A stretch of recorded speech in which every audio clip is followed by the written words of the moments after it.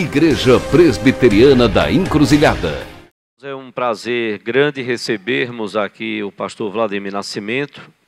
O pastor Vladimir é o secretário sinodal do sínodo, nosso sínodo de Pernambuco, para o trabalho feminino.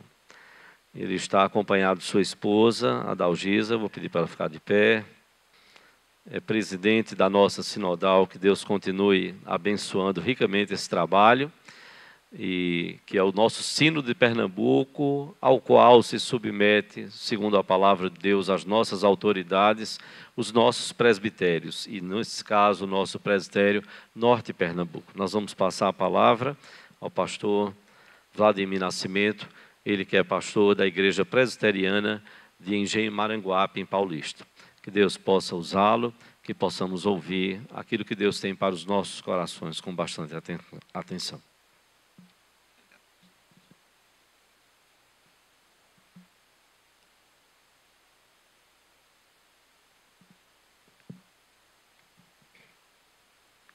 Meus queridos irmãos, graça e paz a todos. É uma grande alegria estar aqui nesse momento especial na vida da SAF, 85 anos, né, de trabalho feminino. Que bom poder estar aqui com vocês neste dia, trazendo uma palavra da parte de Deus. Não é? Nós trazemos o abraço da Igreja Presbiteriana de Maranguape, qual nós pastoreamos, e trazemos também um abraço do Sínodo de Pernambuco, que trabalhamos diretamente com o Sínodo, junto com a SAF, né? A Secretaria de SAFs. E um prazer estar com cada irmão, cada membro desta igreja. Nós vamos, queridos, abrir a palavra de Deus, um texto conhecido de 1 Tessalonicenses. Eu sei que vocês conhecem, capítulo 5, do versículo 16 ao 18.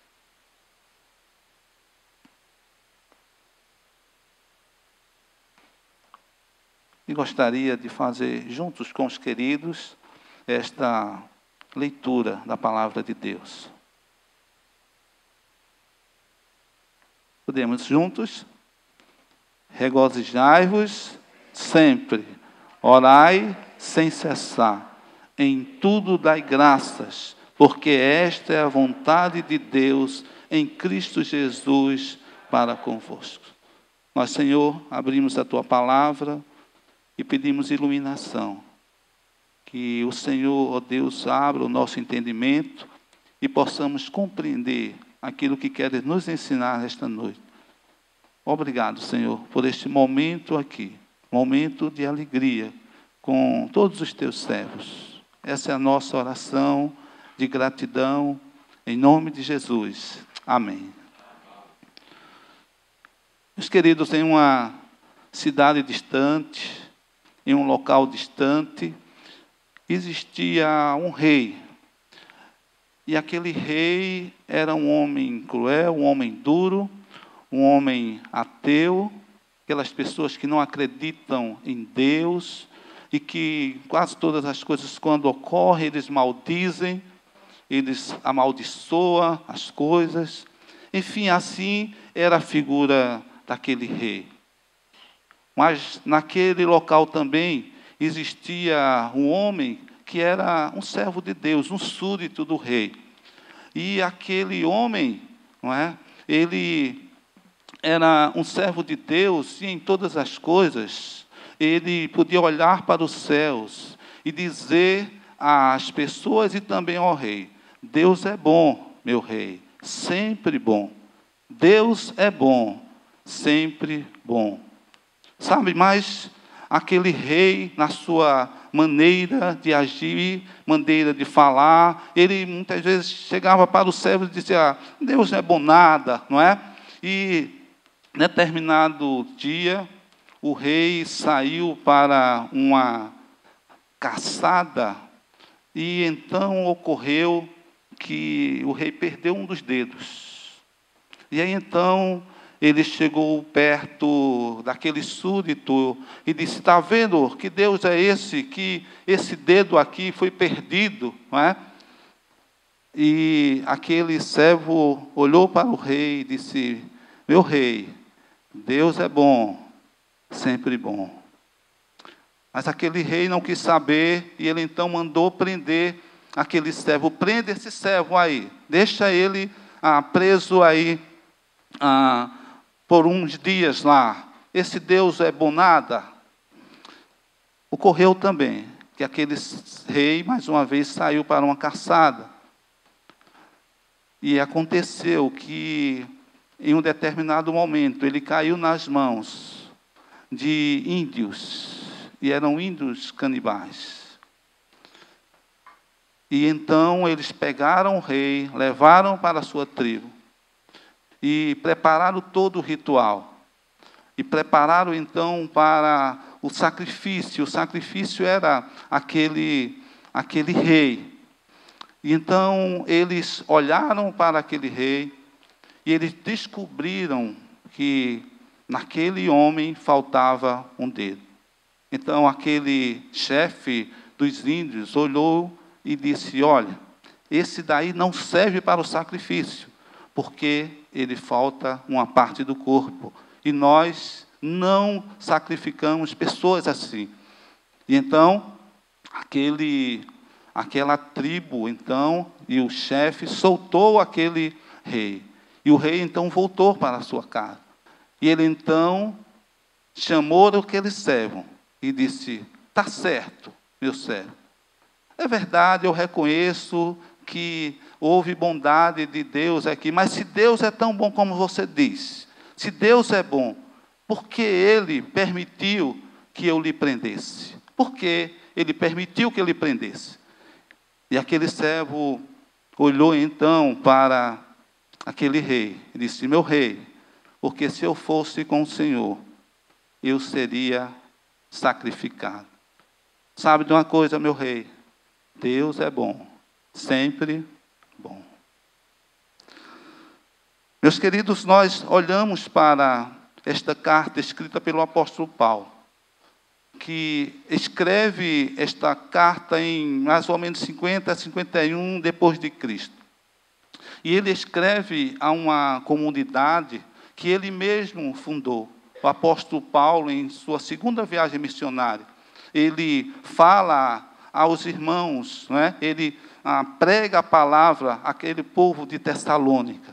E tem sido e foi um momento de grande desafio, porque se você percebeu a primeira, segunda e a terceira carta, e também as viagens missionárias do apóstolo Paulo, foram todas cheias de dificuldades, porque aonde ele chegava para pregar, levantava-se um grupo de judaizantes para ser contrário a ele. Então ele tinha muitas dificuldades. Na segunda viagem missionária, ele chega então em Tessalônica, ele, Timóteo e Silas. E ele então começa a pregar ali, e não diferente, começa a se levantar uma grande controvérsia levantada pelos os judaizantes daquela região. E então, de uma forma tal que o apóstolo Paulo é convidado a sair da cidade. Ele é convidado a sair, mas não só ele, mas Jason, um dos seus discípulos, é levado para um tribunal para pagar fiança ali, por causa de todo o tumulto causado. O apóstolo Paulo, então, após sair e após ficar com o coração bem, digamos, preocupado pela vida da igreja que ele deixou ali em Tessalônica, que ele não conseguiu acompanhar por muito tempo, ele escreve a sua carta. Ele escreve a primeira carta aos Tessalonicenses. E ele sabia e compreendia muito bem que aqueles irmãos estavam um desenvolvimento da sua fé, eles estavam passando por momentos de muitas lutas e momentos de perseguição. Não é? Então, o apóstolo Paulo escreve esta carta para incentivar aqueles amados a permanecerem, a perseverarem na fé e responder também a alguns assuntos importantes, por exemplo, como a questão da ressurreição dos mortos. Não é? Ele, então, escreve para aqueles queridos irmãos. E, no final desta carta, desta carta, o apóstolo Paulo, então, ele traz algumas exortações para a vida daquela igreja. Traz exortações como era do seu feitio, para exortar os irmãos a permanecerem firmes na fé, a permanecerem com Cristo, a não abrir mão da sua fé. Então, olhando aqui para o capítulo 5, do versículo 16 ao 18, nós encontramos aqui 3 exortações importantes que o apóstolo Paulo deixa para a igreja de Tessalônica, que eu creio que nesta noite também o Senhor fala aos nossos corações a respeito disso. Então, em primeiro lugar, o apóstolo Paulo diz: regozijai-vos sempre. Regozijai-vos sempre. E é interessante, não é? Porque o sentido desta frase é: não permita que nada e nem ninguém roube a sua alegria. Não permita que nada nem ninguém roube a sua alegria. Estávamos hoje, né, em uma viagem, voltando também, e tem um louvor que é muito conhecido de muito tempo atrás, desde que a gente se converteu, e diz assim: a alegria está no coração de quem conhece a Jesus. Não é conhecido esse louvor?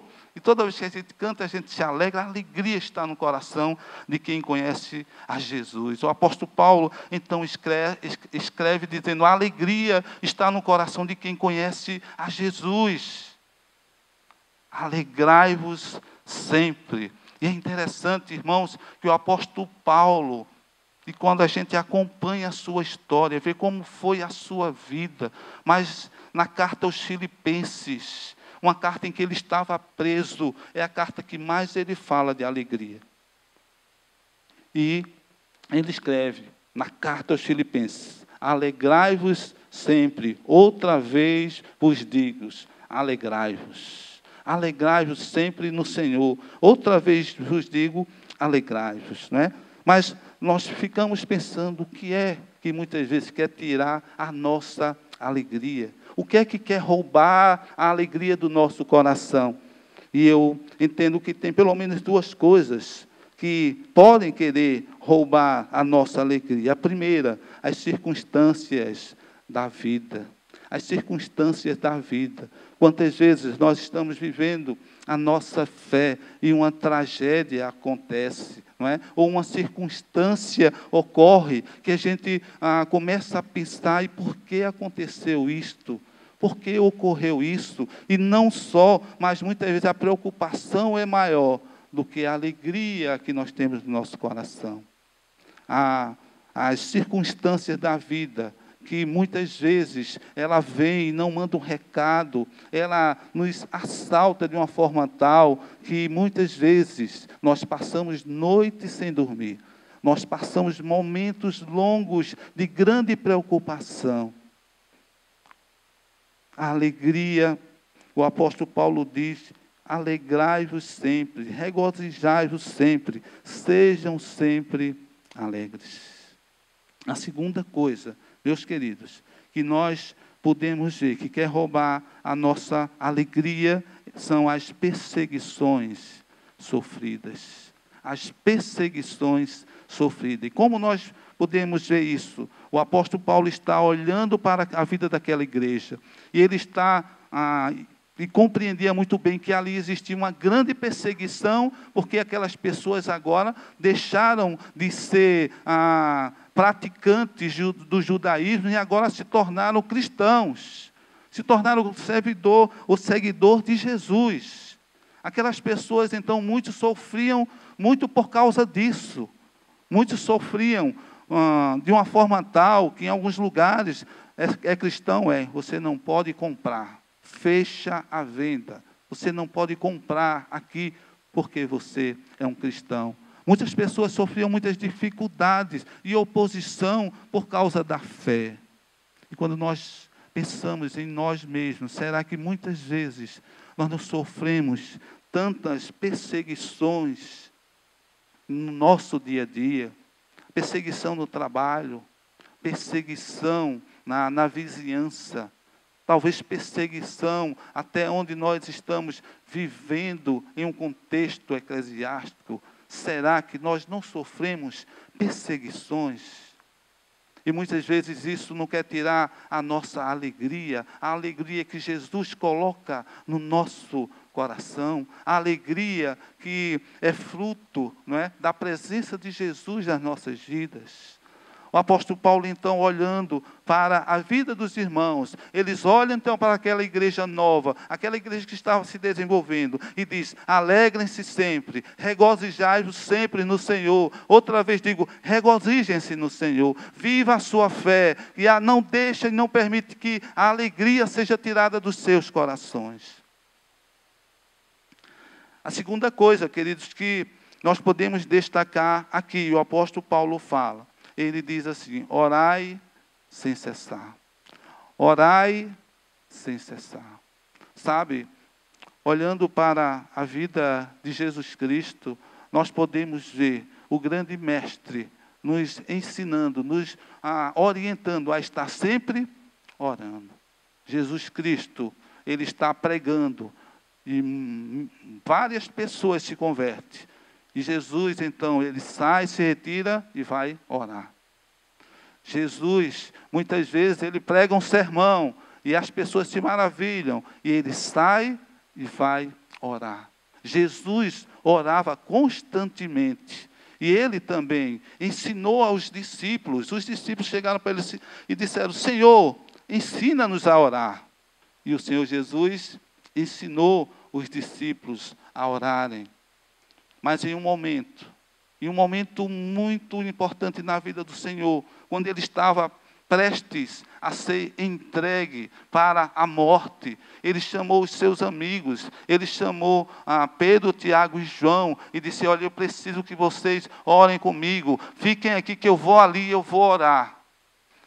E então, quando Jesus foi e orou e clamou, era um momento que ele estava, um momento existencial muito grande, não é? De muita tristeza no seu coração, e ele então ora aí diante do Pai. Quando ele volta, ele encontra os discípulos dormindo. E ele então fala para eles: mas vocês não puderam orar comigo 1 minuto. Fiquem aqui que eu vou ali orar. E ele vai e ora de novo. E o coração constrangido. E ele volta mais uma vez. E sabe o que ocorre? Ele encontra os discípulos mais uma vez dormindo. E ele diz assim: vocês devem ter cuidado, vigiai e orai, para que não entreis em tentação. O espírito, na verdade, está pronto, mas a carne é fraca. Vigiai e orai, para que não entreis em tentação. Outra vez o Senhor Jesus volta para orar mais uma vez. E ele ora, e quando ele volta, sabe o que ocorre? Os discípulos estão mais uma vez dormindo. E aí, então ele disse: então vocês não podem orar comigo nem 1 minuto, então vamos embora, não é? Orai constantemente. A oração é um meio de graça. Orai. Deus estabeleceu a oração para nos abençoar, abençoar a nossa vida, a minha vida, a sua vida. E o crente, ele ora. O crente deve estar constantemente em oração. O apóstolo Paulo, quando ele está falando à igreja lá em Éfeso, ele diz então: orando em todo o tempo, com toda a oração e súplica. Para quê? Para vencer os principados e potestades, para resistir às investidas do diabo. E o apóstolo Paulo diz então: tomai toda a armadura de Deus, para que você possa resistir no dia mau, com toda a oração e súplica. Então, queridos, 2 momentos importantes pela qual nós devemos orar. Primeiro, para vencermos as tentações da vida. E quantas pessoas têm caído em tentações. E quantas pessoas têm perdido a alegria por ceder à tentação. Vigiai e orai. E aqui a palavra diz: orai sem cessar. Orai constantemente. William Hendricks, ele, acerca desse versículo, ele diz: agarre-se com Deus. Agarre-se com Deus. É um momento que nós podemos caminhar e podemos estar de pé, orando constantemente, orando sem cessar, orando o tempo todo. A terceira coisa, queridos, que nós queremos destacar aqui, que o apóstolo Paulo fala, aquela igreja querida, em tudo dai graças, porque esta é a vontade de Deus em Cristo Jesus para convosco. E eu fico pensando como esta palavra é profunda e como ela é difícil de entendermos isso. Mas graças a Deus que o apóstolo Paulo diz que nós devemos em tudo e não por tudo dar graça. Nós devemos, em todas as coisas, compreender que existe um Deus que é soberano na nossa vida, que Ele governa a nossa vida, que Ele tem o controle das nossas vidas nas suas mãos. E nós podemos confiar nele, inteiramente nele. Quando nós, muitas vezes, reclamamos, murmuramos, nós estamos dizendo a Deus, o Senhor não sabe dirigir a minha vida. O Senhor não sabe do que eu passo. O Senhor não sabe governar a minha vida, mas Deus tem o controle das nossas vidas nas suas mãos. Deus tem o controle da sua vida nas mãos. Você que é servo de Deus, sabe que o Senhor é o Deus soberano e que sabe a sua história e que conhece a sua vida. Mas Ele tem o controle da vida nas mãos. E o apóstolo Paulo fala essas coisas. Assistindo Paulo, apóstolo de Jesus Cristo, a gente consegue chorar e muito pelo sofrimento que o apóstolo Paulo passou. Como ele sofreu por amor a Cristo. Ele chega a dizer, quem nos separará do amor de Cristo? Com o amor de Deus que está em Cristo Jesus? Será fome? Será tribulação? Será nudez? Será angústia? Será perseguição? Nada pode nos separar do amor de Deus que está em Cristo Jesus. Porque eu sei em quem tenho crido e estou bem certo que Ele é poderoso para guardar o meu tesouro até o dia final. O apóstolo Paulo, que quando se converteu, ele teve duas grandes dificuldades. A primeira, a desconfiança dos discípulos. Os discípulos disseram, será que ele se converteu mesmo? Ou ele está se passando de cristão para nos entregar? Será que ele é um verdadeiro cristão mesmo? E do outro lado, tinha os judaizantes que diziam, olha, ele agora se tornou um cristão. Então ele ficava no meio. E o sofrimento foi muito grande. O apóstolo Paulo, ele chegou a dizer, olha, não me moleste, porque eu trago no meu corpo as marcas de Cristo. Eu trago em meu corpo as marcas de Cristo. Por isso, então, ele que compreende bem o que é sofrer, ele que compreende bem o que é isso. Quando o Senhor Jesus o chamou, que o lança em chão, em terra, e quando ele fala a Ananias, ele diz, esse é para mim um vaso escolhido. E ele vai saber o quanto importa sofrer por causa do meu nome. Em tudo, dai graça. Então, queridos, é uma coisa importante que nós devemos estar destacando aqui. É que nós não devemos estar murmurando na nossa vida. É que nós não devemos estar reclamando constantemente da nossa vida. Nós não devemos estar, o tempo todo insatisfeito. Eu lembro daquela história, que a irmã chegou para o pastor e disse, pastor, a minha vida está tão difícil, se eu contar na minha vida, junto de uma santa, ela chora. E tão difícil que está a minha vida. Então, ela murmurava mais do que agradecia. Graças a Deus, que aqui a igreja e a SAF está vivendo momento de gratidão na presença do Senhor. E tem vivido um momento de alegria na presença de Deus. Gratidão, 85 anos. E quando nós pensamos em gratidão, nós pensamos, queridos, em momentos de lutas, de dificuldades. Gratidão é um momento que nós olhamos para trás e dizemos, até aqui nos ajudou o Senhor, porque as lutas vieram, mas nós vencemos. E eu imagino em 85 anos as lutas que as irmãs daqui tiveram, as do passado, as do presente. E imagino também que esse trabalho indo à frente, como está indo, as lutas também virão. Mas louvado seja Deus, porque vem lutas, mas vem vitórias. E vem gratidão a Deus. Então, vocês estão num momento de gratidão a Deus. E isso é muito importante. Em tudo dai graça. É interessante isso.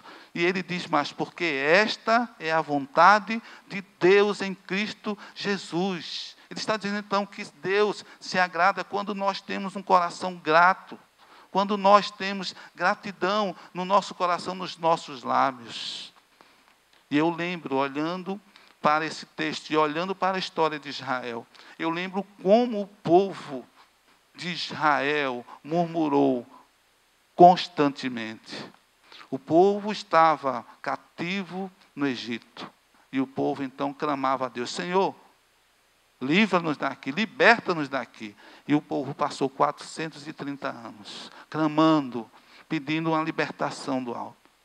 E aí então o Senhor levantou Moisés, e ele então libertou o povo através do poder de Deus na sua vida. E o povo saiu, viu o poder de Deus, o mar se abriu, o povo passou a pé enxuto, foi para o deserto. E na primeira dificuldade, o povo olhou para Moisés e para Deus e disse, você nos tirou do Egito para a gente morrer no deserto? E diz o texto que muitas pessoas murmuravam, não é? Quando faltava qualquer coisa, o povo murmurava, não é? Então, queridos, gratidão deve estar presente no nosso coração.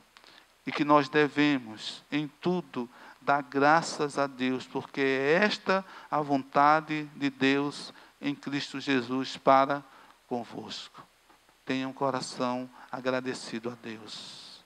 Saiba que o grupo cantou aqui, todas as coisas cooperam para o bem daqueles que amam a Deus. Todas as coisas cooperam. Muitas vezes eu não consigo muito compreender como algumas coisas ocorrem, né?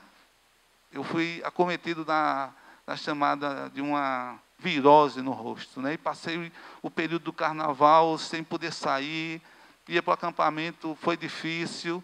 E eu, olhando para esse texto, eu disse, Senhor, o que é que vai contribuir aqui para o meu bem, né? O que é que vai contribuir? Mas eu sei que a palavra de Deus diz, e eu creio, que todas as coisas cooperam para o nosso bem.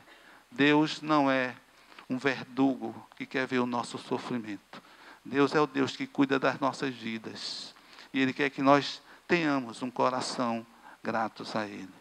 Por isso, então, neste dia de gratidão, eu quero parabenizar as irmãs amadas e toda a igreja por esse momento especial de 85 anos de alegria na presença do Senhor, sabendo que muitas lutas são enfrentadas, mas muitas vitórias são alcançadas.